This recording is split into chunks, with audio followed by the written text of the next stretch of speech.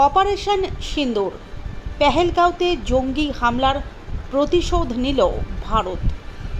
পাকিস্তানের মোট 9টি জঙ্গি ঘাঁটি একেবারে গুঁড়িয়ে দিয়েছে ভারতীয় সেনারা।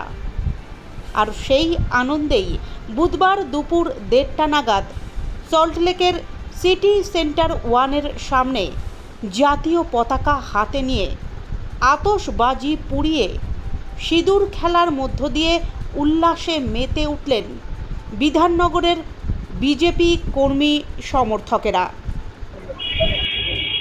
এটা 22শে এপ্রিল যে পহেলগামে যে 26 জন হিন্দুকে মারা হয়েছিল, যেভাবে পয়েন্ট ব্ল্যাঙ্ক রেঞ্জ থেকে গুলি করা হয়েছিল, তার প্রতিবাদে আজকে ভারতের সরকার, ভারতের স্বরাষ্ট্র মন্ত্রক, ভারতের 3 সেনা, তারা যেভাবে এই প্রতিঘাত করেছে, প্রত্যাঘাত করেছে এবং রাত 1টা থেকে 1:30টার মধ্যে যে প্রত্যাঘাত এনেছে, 9টা জঙ্গি ঘাঁটি গুড়িয়ে দেওয়া হয়েছে, অপারেশন সিন্দুর নাম দেওয়া হয়েছে। এই প্রতিবাদে আমাদের সকলের যে জনমত তা একত্রিত হয়েছে। বাংলার মায়েদের সম্মান, প্রত্যেক ভারতবাসীর বোনদের সম্মান আজকে অপারেশন সিন্দুর। এটা গৌরবের দিন, গর্বের দিন আমাদের ভারতবাসীর কাছে।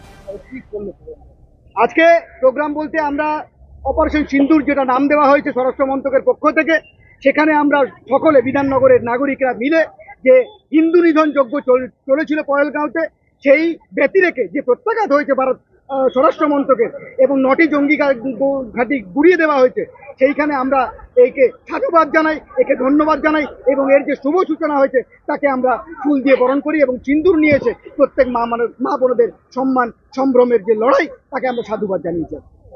সঞ্জয় পয়রা, বিধাননগরের একজন নাগরিক।